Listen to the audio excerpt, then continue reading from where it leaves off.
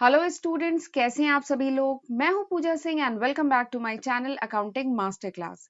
And this is the second lecture on the topic time series analysis. Last lecture में हमने ये सारे topic detail में discuss किए थे। हमने देखा था कि टाइम सीरीज क्या होता है, ठीक है, टाइम सीरीज एनालिसिस क्या होता है ये भी समझा था। हमने देखा था यूटिलिटी क्या होता है, ये जो टाइम सीरीज एनालिसिस हम करते हैं स्टार्ट्स में, इसकी क्या यूटिलिटी है। उसके बाद हमने कंपोनेंट डिस्कस किए थे, टाइम सीरीज के कंपोनेंट। ठीक, तो वहां हमने देखा था कि there are 4 components of time series. Time series के 4 कंपोनेंट होते हैं। कौन कौन से, याद करिए। चलिए रिवाइज करते हैं। कौन कौन से कंपोनेंट बताए थे मैंने। सबसे पहला था सिकुलर ट्रेंड, ठीक। दूसरा क्या बताया था, सीजनल वेरिएशन। चौथा तीसरा क्या बताया था, साइक्लिक वेरिएशन, ठीक है। चौथा क्या बताया था, इरेगुलर या जिसे इरेटिक या रैंडम वेरिएशन भी कहते हैं, ठीक है। तो ये क्या थे, ये 4 कंपोनेंट थे टाइम सीरीज के। फिर उसके बाद मैंने बताया था 2 मॉडल्स होते हैं टाइम सीरीज के। कौन कौन से मॉडल थे बताइए। 2 मॉडल थे, एक था एडिटिव मॉडल और दूसरा क्या था, मल्टीप्लिकेटिव मॉडल, ठीक है। तो ये पढ़ा था हमने। और उसके बाद हमने स्टार्ट किया था मेजरमेंट ऑफ ट्रेंड। ये जो ट्रेंड है ये कैसे मेजर करेंगे। तो मैंने आपको बताया था कि 4 मेथड होते हैं ट्रेंड को मेजर करने के। Graphic method, semi average method, moving average method and method of least square. तो लास्ट लेक्चर में ये जो 3 टॉपिक थे ये तीनों ही डिस्कस हो गए थे। इन पे मैंने न्यूमेरिकल भी करा दिया था और इनके मेरिट्स, लिमिटेशन, ये सारी चीजें डिस्कस हो गई थी। लेकिन ये जो चौथा टॉपिक था ना ये रह गया था, तो हमें आज के लेक्चर में इस 4th टॉपिक को डिटेल में डिस्कस करना है। तो आज के लेक्चर में मैं आपको 4th ये जो मेथड है, मेथड ऑफ लीस्ट स्क्वायर, ये कराऊंगी, ठीक है। और इसी पे बेस्ड हम न्यूमेरिकल करेंगे और हम देखेंगे कि ये जो चौथा मेथड है इसके मेरिट्स या मेरिट्स एंड लिमिटेशन ये क्या क्या है, ठीक।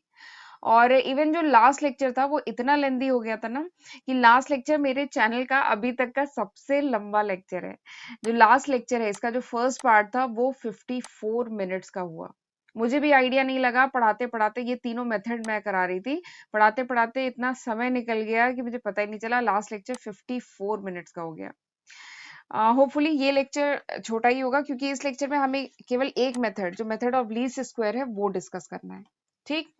और लेक्चर स्टार्ट करने से पहले अगर आप मेरे चैनल पे फर्स्ट टाइम आए हैं ना, तो मैं अपने चैनल के बारे में थोड़ा सा बताना चाहूंगी।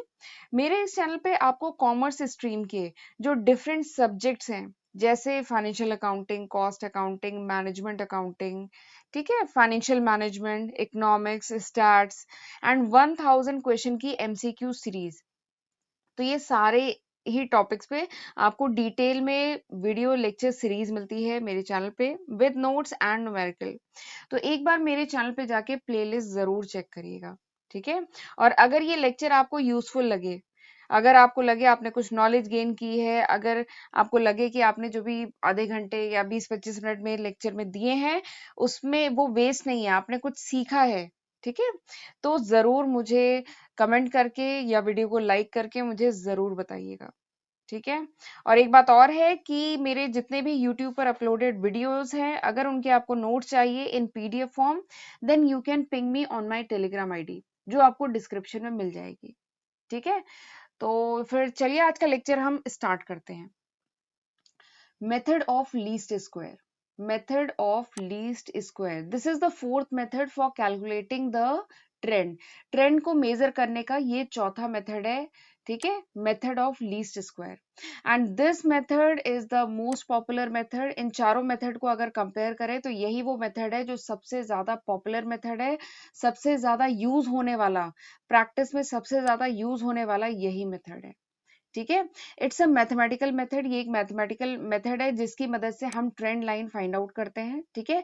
Trend line which is best fitted to the data, जो भी डेटा आपको क्वेश्चन में दिया है उस पे फिट होने वाला मतलब बेस्ट फिट आपको ट्रेंड लाइन इसी मेथड से मिलती है, ठीक है।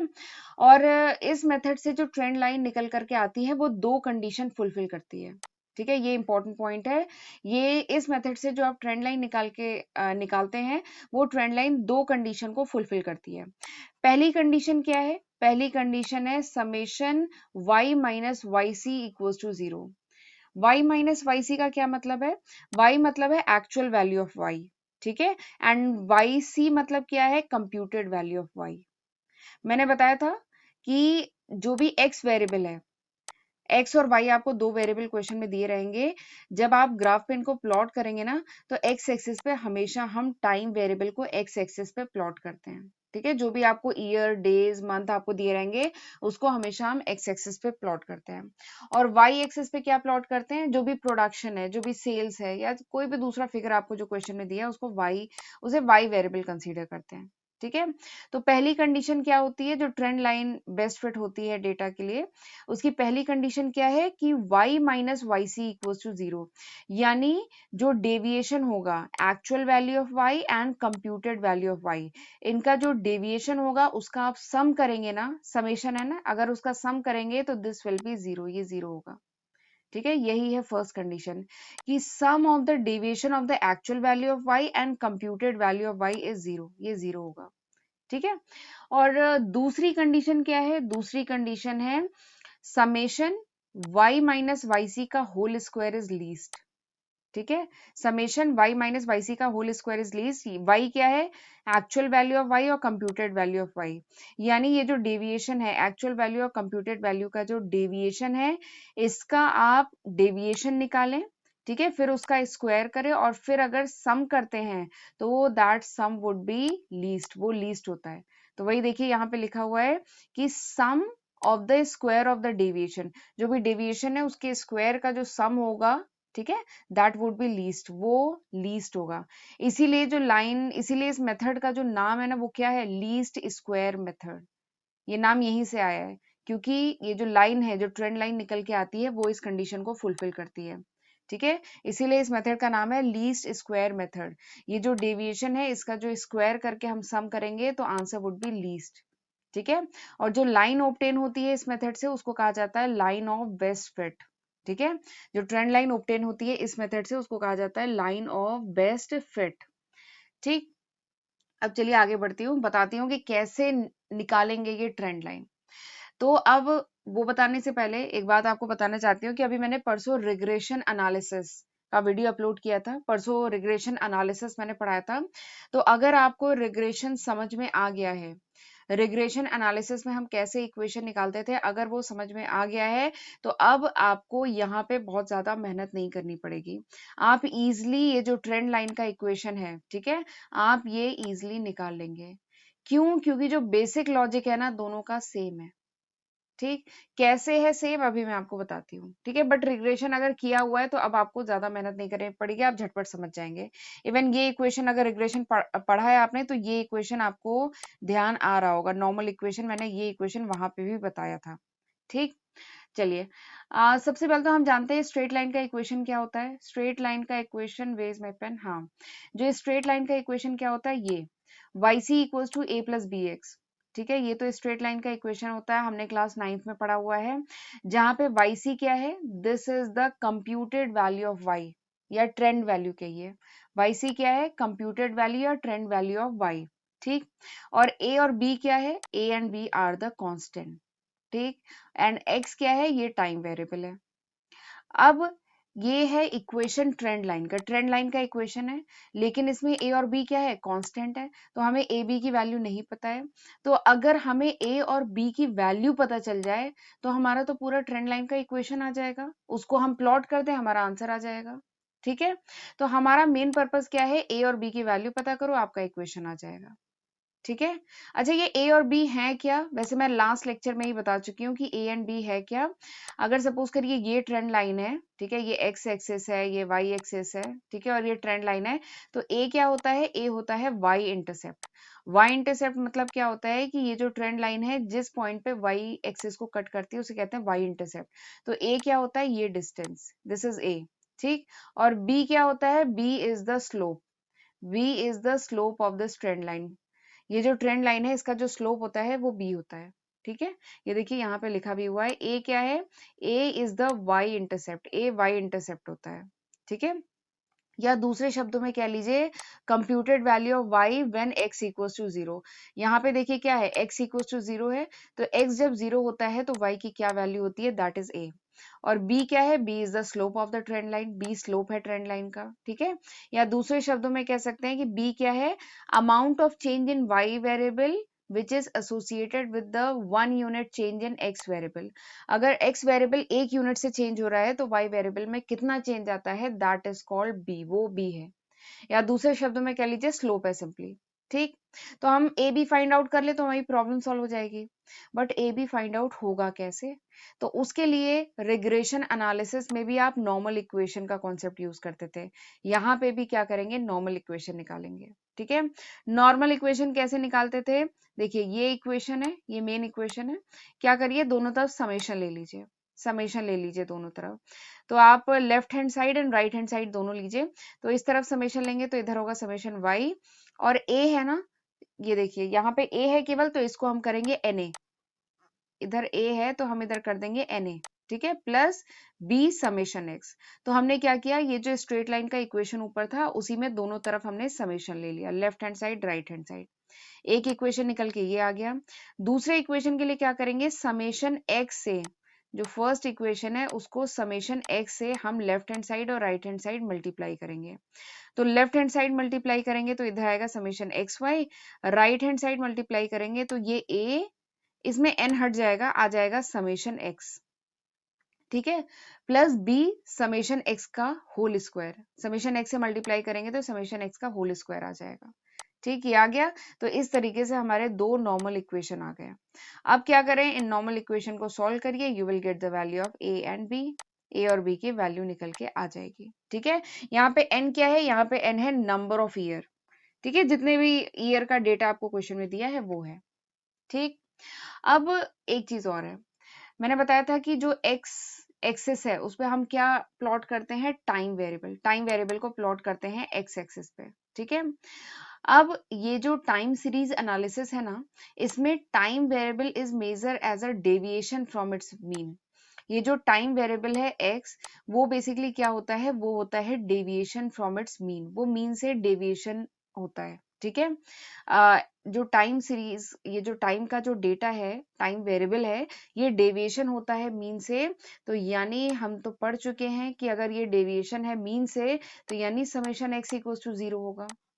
अगर x वेरिएबल जो है, वो ध्यान से समझिएगा, अगर x वेरिएबल डेविएशन है फ्रॉम इट्स मीन, ये जो x है this is basically the deviation from its mean, तो अगर डेविएशन है यानी समेशन x इक्वल्स टू 0 होगा ना। तो जरा जो अभी दो नॉर्मल इक्वेशन, अभी लास्ट स्लाइड पे मैंने जो दो नॉर्मल इक्वेशन लिखवाए थे, ठीक है, ये दोनों थे वो नॉर्मल इक्वेशन। ठीक है, तो अगर समेशन x इक्वल्स टू 0, क्योंकि होता है टाइम सीरीज में समेशन x इक्वल्स टू 0 होता है, तो जरा इन दोनों इक्वेशन में summation x equals to 0 put करिए। तो इस इक्वेशन में पुट करेंगे तो ये वाला टर्म कट जाएगा, तो क्या बन जाएगा, summation y equals to N A, और इस इक्वेशन में पुट करेंगे समेशन x इक्वल्स टू 0, तो ये टर्म कट जाएगा, तो क्या हो जाएगा, इक्वेशन ये बन जाएगा। अब आप इजिली इस इक्वेशन से a की वैल्यू निकाल सकते हैं, इस इक्वेशन से b की वैल्यू निकाल सकते हैं। तो a की वैल्यू क्या हो जाएगी, ये देखिए ये पहला इक्वेशन है, ठीक है, तो a की वैल्यू क्या आ जाएगी, summation y divided by n, यानी y बार, यानी y का मीन, यानी a कांस्टेंट क्या है, जो a कांस्टेंट है this is simply the mean of y value, जो y वैल्यू का मीन है। और b कांस्टेंट क्या है, b कांस्टेंट के लिए क्या करेंगे, summation X Y divided by summation X का होल स्क्वायर, यहां से निकल के आ गया। ठीक है, तो b वेरिएबल क्या है, b is the rate of change. तो इस तरीके से आप ए बी की वैल्यू निकालेंगे, और उठा करके स्ट्रेट लाइन का इक्वेशन था ना, Y C equals to A plus B X, straight line का इक्वेशन था, यहाँ पे उठा के पुट करिए, you will get the equation of straight line, आ जाएगा। ठीक है, हमारी प्रॉब्लम सॉल्व हो गई। अच्छा, एक चीज और है, आगे बढ़ने से अभी मैं एक न्यूमेरिकल कराऊंगी, ठीक है, बट आगे बढ़ने से पहले एक बात मैं कहना चाहती हूँ, यहाँ पे ए और बी का जो फॉर्मूला है ना, इसको रटने की कोशिश मत करिएगा। ठीक है, स्टार्स में वैसे ही बहुत सारे फॉर्मूले हमें लर्न करने होते हैं, इसको रटने की कोशिश मत करिएगा, इसका लॉजिक समझने की कोशिश करिएगा। देखिए सबसे पहले तो स्ट्रेट लाइन का इक्वेशन, तो स्ट्रेट लाइन का इक्वेशन ये है, फिर स्ट्रेट लाइन से आप निकालेंगे नॉर्मल इक्वेशन। ठीक है, तो नॉर्मल इक्वेशन के लिए क्या करते थे, पहला इक्वेशन निकलता था समेशन करके, दूसरा इक्वेशन निकलता था सिग्मा एक्स से मल्टीप्लाई करके। ठीक है, निकल गया। अब क्योंकि हम जानते हैं कि समेशन x इक्वल टू 0 है, तो दोनों तरफ पुट करेंगे, वहां से a और b की वैल्यू निकल के आएगी। ठीक है, तो मेरा एक सजेशन है, a और b का जो ये फॉर्मूला है इसे लर्न मत, मतलब इसे रटिएगा नहीं। ठीक है, यहाँ पे कोशिश करिए डिराइव कर लीजिए, खुद से ही फॉर्मूला डिराइव कर लीजिए, कोई दिक्कत ही नहीं होगी, आपको एक फॉर्मूला कम लर्न करना पड़ेगा। ठीक है, तो यहाँ से ए भी निकल जाएगा और पुट करिएगा।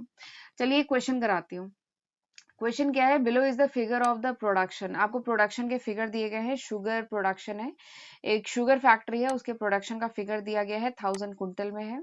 अलग अलग साल के फिगर्स हैं, 97 में 80,000 कुंटल टन, ठीक है, कुंटल का प्रोडक्शन था, 98 में 90 का था, 99 में 92 का था। तो ऐसे ही हर साल का आपको प्रोडक्शन के फिगर्स दिए गए हैं।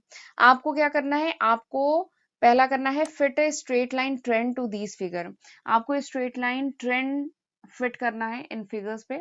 दूसरा है उसको ग्राफ पे प्लॉट भी करना है और शो करना है ट्रेंड लाइन। ठीक है, दिस इज द क्वेश्चन। तो चलिए क्वेश्चन करना शुरू करते हैं। तो इस क्वेश्चन को हम करेंगे लीस्ट स्क्वायर मेथड से करेंगे। ठीक, तो लीस्ट स्क्वायर मेथड के अकॉर्डिंग हम जानते हैं कि लाइन का इक्वेशन क्या होता है, Y C equals to A plus B X. तो बेसिकली ये जो इक्वेशन है इसमें ए और बी की वैल्यू फाइंड आउट कर लेते हैं, पुट करते हैं, हमारा लाइन का इक्वेशन आ जाएगा और फिर वहां से वाई सी कैलकुलेट करेंगे। लाइन का इक्वेशन आ जाएगा, उसके बाद वाई सी मतलब ट्रेंड वैल्यू ऑफ वाई, वो निकालेंगे और उसको प्लॉट करेंगे, हमारा आंसर आ जाएगा। ठीक है, तो स्टेप ये होगा। सबसे पहला स्टेप क्या होगा, ये जो इक्वेशन है हम ए और बी के वैल्यू फाइंड आउट कर लें। ठीक है, फिर ए बी की वैल्यू हम फाइंड आउट करें तो इक्वेशन हमारा आ जाएगा। इक्वेशन आ जाएगा तो उसके बाद हम क्या करें, वाई सी निकालेंगे। For different value of x के लिए हम वाई सी निकालेंगे। तो वाई सी बेसिकली क्या है, ट्रेंड वैल्यू है, और फिर उसको उठा के हम ग्राफ में प्लॉट करेंगे तो हमारा आंसर आ जाएगा। ठीक है, ग्राफ में प्लॉट करने को बोल रहा है, वो कर देंगे। तो ये हमें प्रोसीजर है जो फॉलो करना है। ठीक, अब हम ए और बी का फॉर्मूला जानते हैं, डिराइव करना हमने सीख लिया पिछली स्लाइड में। तो ए क्या है, summation Y divided by N, और बी क्या है, summation X Y divided by summation X square. ठीक है, ये ए बी का है। तो यानी हमें ये सारे फिगर चाहिए, समेशन एक्स वाई चाहिए, समेशन एक्स स्क्वायर चाहिए, समेशन वाई चाहिए, और एन कितना है इस क्वेश्चन में, एन कितना है, एन एस 7, 7 साल का फिगर है तो एन एस 7। तो हम जरा ये सारे फिगर्स निकाल लेते हैं। तो इसके लिए सबसे पहले हम टेबल बनाएंगे। एक कॉलम में हम शो करेंगे ईयर जो क्वेश्चन में दिया है, दूसरे कॉलम में हम वाई शो करेंगे प्रोडक्शन जो क्वेश्चन में दिया है। ठीक है, फिर उसके बाद आएगा एक्स। एक्स क्या है, टाइम वेरिएबल, और ये क्या है, this is the deviation from its mean, mean से डेविएशन है। ठीक है, तो जरा टाइम वेरिएबल इसको देखिए, इसमें मीन क्या है, मीन है 2000।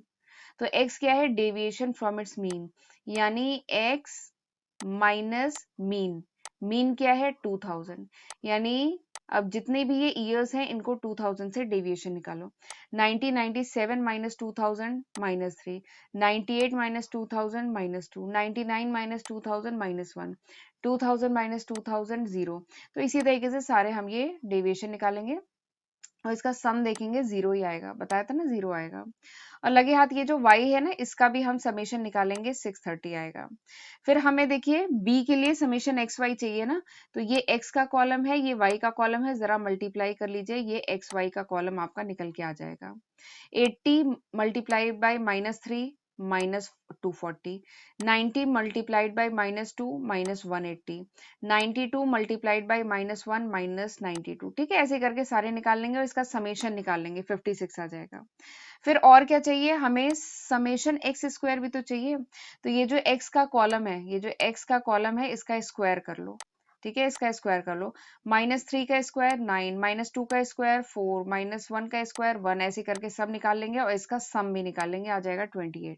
ठीक, यहां तक हो गया। अब क्या करेंगे, अगला जो कॉलम है उसको जरा अभी छोड़ दीजिए, पहले हम जरा ए और बी की वैल्यू निकाल लें। ये कॉलम तो तब निकलेगा जब हमारा स्ट्रेट लाइन का पूरा इक्वेशन हो जाएगा। ठीक है, तो अब जरा अगला स्टेप है, ए और बी की वैल्यू निकालते हैं। ए की वैल्यू क्या है, summation y divided by n। तो समेशन y क्या है, क्वेश्चन ये देखिए, टेबल में देखिए, समेशन y क्या है, समेशन y है 630, n क्या है 7, उठा के पुट करेंगे तो a की वैल्यू आ जाएगी 90। ये देखिए a की वैल्यू कैलकुलेट करेंगे 90 आ जाएगी। ऐसे ही b की वैल्यू निकालेंगे, समेशन x y क्या है 56, समेशन x y है 56, समेशन एक्स स्क्वायर क्या है, टेबल में देखिए 28, पुट करिए, b की वैल्यू आ गई 2। ठीक, b की वैल्यू आ गई 2, यानी इक्वेशन में पुट करिए, हमारा जो है ट्रेंड लाइन का इक्वेशन है वो आ गया है। क्या इक्वेशन आया है, yc equals to 90 plus 2x, this is the equation of trend line, trend line का इक्वेशन आ गया। अब ये YC क्या है, कंप्यूटेड वैल्यू या ट्रेंड वैल्यू है। अब इसमें x की वैल्यू पुट करते जाइए, y की वैल्यू आती जाएगी। ठीक है, सबसे पहले आपने पुट किया x इक्वल्स टू -3, तो y की वैल्यू आई 84।